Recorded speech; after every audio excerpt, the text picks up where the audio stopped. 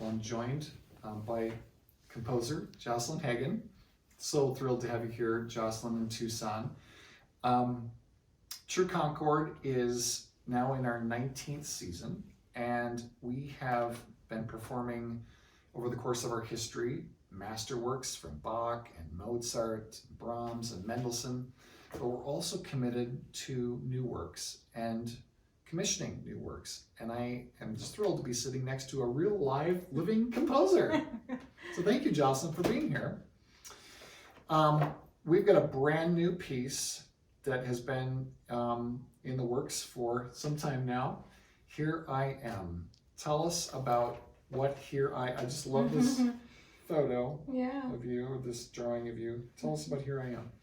Here I Am is a work that is inspired by the suffrage movement from 19th Amendment, basically women getting a chance to vote.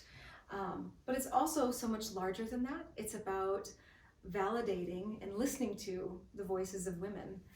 And that's something that I've, always dealt with as a woman and as a young girl. I was pretty shy and introverted. I was definitely one of those kids that sat in the front of the classroom but never raised my hand. Yeah. But that was just I was just kind of quiet, and I never felt the need to show off or where there wasn't sorry, this is not going very well. It's going just fine. You're doing just fine. Okay, you might have to edit some of that out. Let's see. I like that you were talking about sitting in the front row but not raising your hand. Well, that's a common thread. A lot of women talk about that. Right? And why the front row, not the back? I think because we are very engaged and like learning. So there's, or at least that's my experience. I loved sitting in the front of music theory, and the music theory professor would say, "See this Mozart thing we're doing, and this is the chord progression, and do you see this cool thing he did?" Blah blah blah. Yeah. And I just look, and then and every once in a while he'd catch my eye, "Do you just know the answer and you never say anything?" Yeah. I think he was always trying to figure me out. But yeah, I absolutely loved learning, but I was not outspoken. I was not particularly loud about anything. And when it came to writing music, it was very hard to share actually really deeply personal things. So the first couple things that I write, is I said a lot of poems by Emily Dickinson, things that were easily sung, and now as I get older, I'm digging into who I am as a person and what I really care about. And so this, more than any other piece I think I've ever written, tells that story in that way. I'm deeply connected to what this piece is about. So when you went to college, did you know you were going to be a composer? I knew I wanted to write music. Yeah. So I'm from a small town in North Dakota. Yeah. And in North Dakota at that time, if you were going into music, you were going to become a music teacher. And my mom was a music teacher and a piano teacher. And so I thought, well, I'll just do that and maybe I'll find some time to write music on the side. Yeah. And then I went to school, fell in love with composition, and wrote as much as I could. And then I student taught. And I realized, wow, this is such a huge job. I have the most immense respect for teachers of all kinds, because I tried. I did that, and I thought, man, if I did that job the way I'd want to do that job, I wouldn't have the time or the energy to write music. And that was what I really cared about. And for me, it was just always seeing that next goal. I wonder if I could do that. I wonder if I could try that. Yeah. So it wasn't. I saw this as maybe someday that would be really amazing to have a group like True Concord do my music. Yeah. But, it didn't, it felt like a dream for a long time that I would just kind of work and. So what was your secret to pursuing and realizing your dream? I think there's something about, I have a hard work and strong work ethic. Yeah. But also for music, an amazing thing happens when you share that with an audience. When I first started writing music, it was all about, well, this is what I want to try, and this is what I want to try saying, and what I want to do musically. And then as things were starting to get performed, audience members would come up to me and tell me, this meant so much to me because of this. And I realized, wow, this is bigger than me. And there would be times when I'd go into rehearsals and I'd realize, oh my goodness, that cellist spent more time practicing that part than I spent writing it.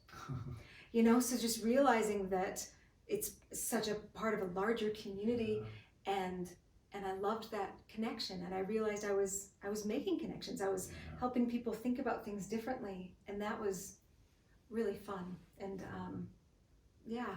so sometimes I liken it to an addiction, because I did it once and it was so wonderful that I just wanted to do it over and over again. Yeah. And I continue to want to do it over and over again. So talk about the actual process. I mean, where do your musical ideas come from? How do you actually start putting a pencil to paper? Or I don't know, how do you compose the keyboard? Do you compose on a computer, or how do you do it? Yeah, well, I kind of do all those things, but I'm a singer, so a lot of how these pieces for voice start is by me actually singing them in our little house. And there's actually a moment of Here I Am that I could not stop singing, and it really drove my husband crazy. But it's this fabulous moment in this second movement. No, it's the phone, you're wrong. I don't always, but it's usually higher than that. So I would sing it really high and really loud, and Tim would be like, stop singing that, because it would just get in my head and become an earworm. But that's music, right? I mean, it gets in your whole, not only your mind, just your whole body, and then you got to put it down on paper, and I assume just one idea leads to another. Yeah, and I find that the ones that I'm really into or writing a lot, and they do, I find myself singing them all around the house, and it's great fun.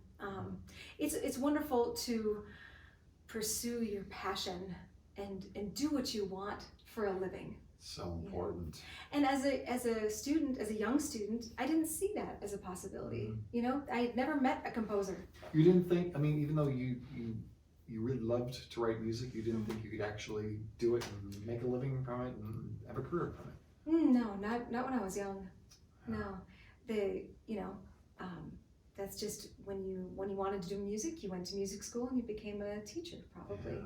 And I often think, would I have been really happy doing that? I don't know. But I couldn't stop writing. I couldn't stop thinking about it. And I saw other composers making a living and doing it, and I saw other women composers doing it. And that's when I really knew, okay, I could do this. I could try it. Yeah. So what's your message to students who are struggling with trying to find their voice and trying to pursue their dreams? To really dig into what you love. Yeah. If you are passionate about something and what you love to do, that will lead you to excellence, because you spend so much time thinking about it and practicing it. There's definitely something to the 10,000 hours. Right. I've definitely spent that amount of time at the piano and singing. So, even your family might not understand, but going after that and really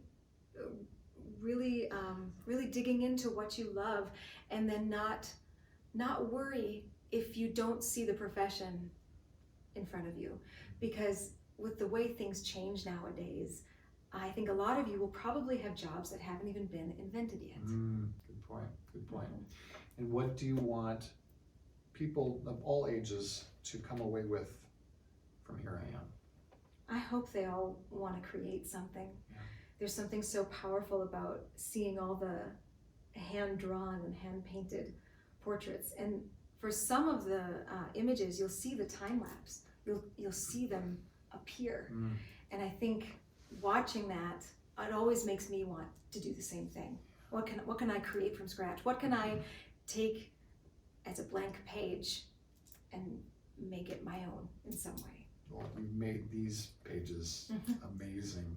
This is for full choir and orchestra, the Tucson Girls Chorus, Susanna Phillips, the Metropolitan Opera star, and 47 different women quoted in this piece and whose portraits are going to be conveyed over the chorus and orchestra in some really exciting performances in a world premiere by an incredibly creative and wonderfully genuine composer and artist and human being. So thank you for sharing your dreams and your talent with us and our community, and we can't wait to share Here I Am with you.